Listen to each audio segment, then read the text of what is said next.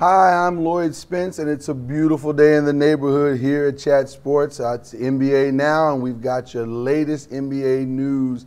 Let's jump right into it. We've got some breaking news going.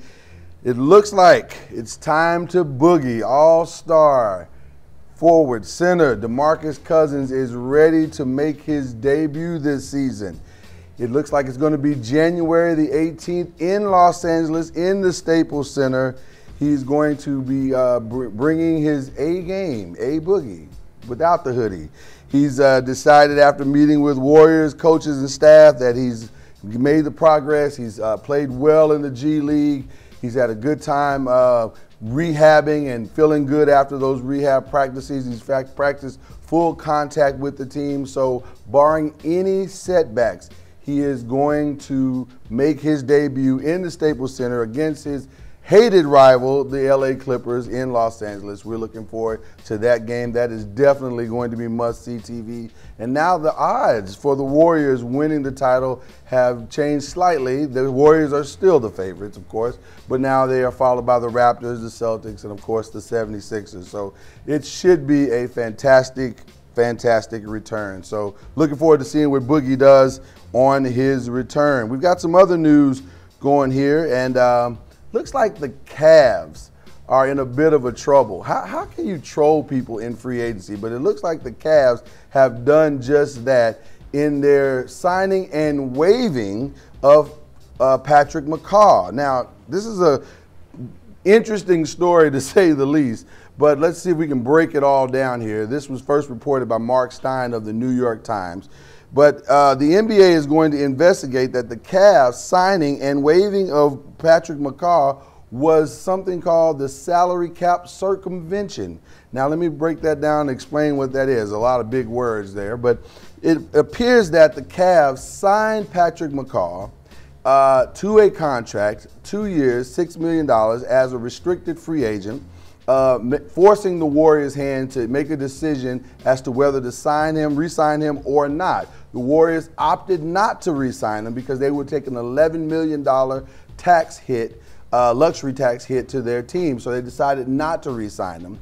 Upon signing him, the Cavs then let him play 3 games and waived him, which means that his non-guaranteed contract would not be guaranteed after 3 days, and they would let him go and send him out on the street. Well, this is interesting because that wasn't the original plan. It appeared that Patrick was going to be signed and to play, but they decided they needed more backcourt help in the Cavaliers organization because of some injuries that had taken place with the team. And so now Patrick McCaw is out on the street, but maybe that was the design. It appears that Patrick McCaw and possibly the Cavs had kind of maybe conspired to do this all along. So that's what the Warriors are wanting to investigate. They're wanting the NBA to step in and say, this is some funny business going on. There's some weirdness going on. Can we find out if they broke some rules? And if they did, they're going to pay a substantial fine, somewhere in the neighborhood of $3 to $6 million. But we're going to keep watching this story because this is really, really interesting.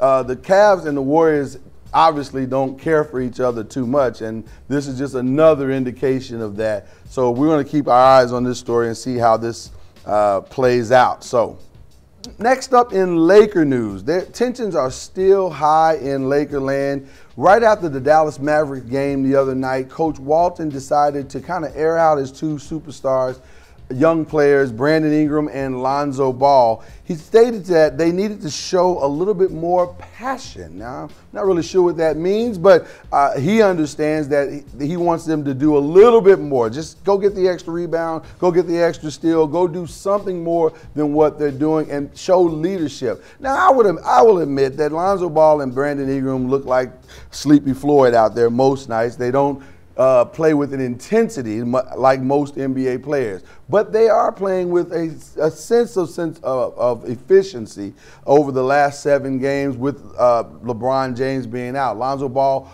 averaging 13 points per game, 6 assists, 5 rebounds.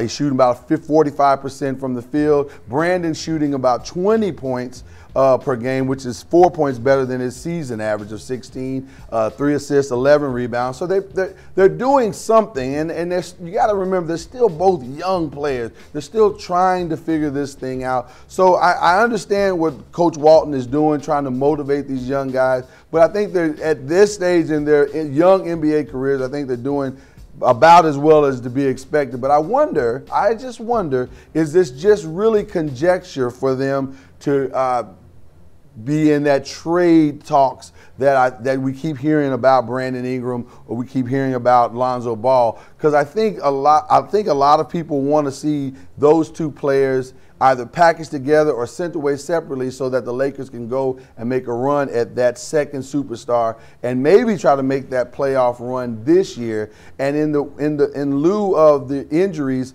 of LeBron James currently, it might be a good idea for them to go ahead and to make that run now. So I want to ask that question: who's more likely to be traded? Is it Brandon Ingram or Lonzo Ball? If you think it's Brandon Ingram, type 1 in the comment section. If you think it's Lonzo Ball, type 2. And we'd love to hear your comments about who you think is more likely to be traded by the trade deadline for the Los Angeles Lakers. And speaking of LeBron James, he should be returning soon. That's the conversation around the locker room. That's the conversation around the organization, that groin injury will be reevaluated. It has changed significantly over the last couple of weeks, from not significant to let's wait and see, and we keep reevaluating. And so now all of a sudden we're trying to figure out, is this the time where LeBron James, the almighty LeBron James, who spends millions and millions of dollars on his body, is this the time where his body is finally going to start breaking down? The team is 2-5 since their win on Christmas Day against the Warriors, and they are clinging to the 8th seed, just 2 games ahead of the Jazz. So it would be good for LeBron James to get back as soon as possible. But I know they don't want to rush him. They're going to take their time and try to get him back healthy. So we'll keep our eyes on that. And speaking of the Lakers, there's an interesting idea being floated around in the NBA trade rumors world, and that's the Chandler Parsons to the Laker rumor. Now, this one interests me because we don't really know where Chandler Parsons is right now. Now, just the other day, a Woj bomb was dropped. Adrian Wojnarowski of ESPN said that Chandler Parsons and the Grizzlies were going to part ways.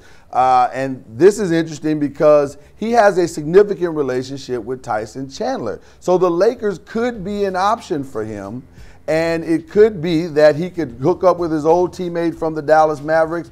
But the one thing that's always going to be a red flag is his health. Chandler Parsons, since signing all these big contracts, has not been healthy, and he is owed a ton of money. So it's going to be interesting to see if he can get back healthy and back to that pre-All-Star level that he was playing at before he signed those big deals. So I'm curious to know what you think out there. I'd love to hear your comments. What team do you think will sign or trade for Chandler Parsons? Just leave your comments down there. Let us know what you think about what team will sign and trade for Chandler Parsons. There are a lot of teams that need a shooter, and they need a 6'10" player that can spread the floor a little bit. Chandler Parsons could be a good fit if he comes back healthy.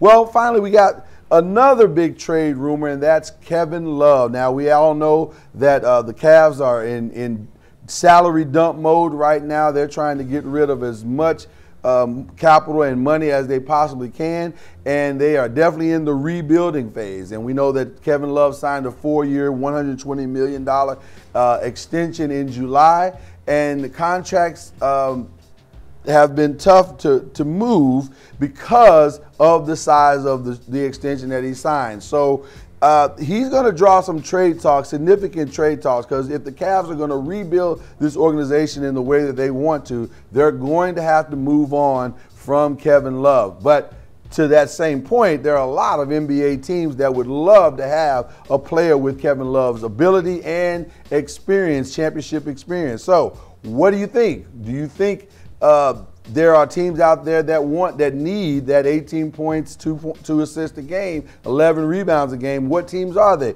Are they the Spurs? Is it the Rockets? Is it the Clippers? Is there Denver? The Denver Nuggets could definitely use a player like Kevin Love. So what team needs Kevin Love the most? We'd love to hear your comments about that as well. So that's your NBA news and rumors today. If you want to hear more rumors and comments from us, you can just click the subscribe button right down there here, and we'd love to keep you informed with everything that we have going on here at Chat Sports. This is NBA Now. I'm Lloyd Spence. Have a good day.